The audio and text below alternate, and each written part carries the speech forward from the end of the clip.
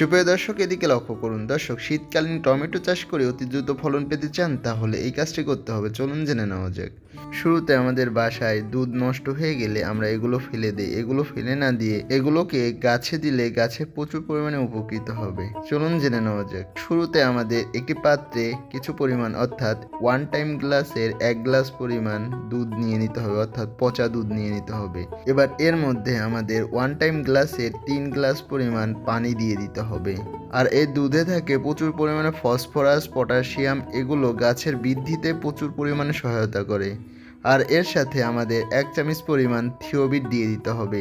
এটি মূলত সালফারযুক্ত ছত্রাকনাশক। এটি গাছের ভিটামিনের অভাব দূর করে। এটি গাছে দিলে গাছ অতি দ্রুত বৃদ্ধি পায়। এবার এটিকে ভালোভাবে গুলিয়ে প্রত্যেকটি গাছের গোড়ায় দিতে হবে। এতে করে গাছে প্রচুর পরিমাণে ফুল আসতে শুরু করবে এবং গাছ থেকে প্রচুর পরিমাণে ফলন পাওয়া যাবে। ধন্যবাদ সবাইকে।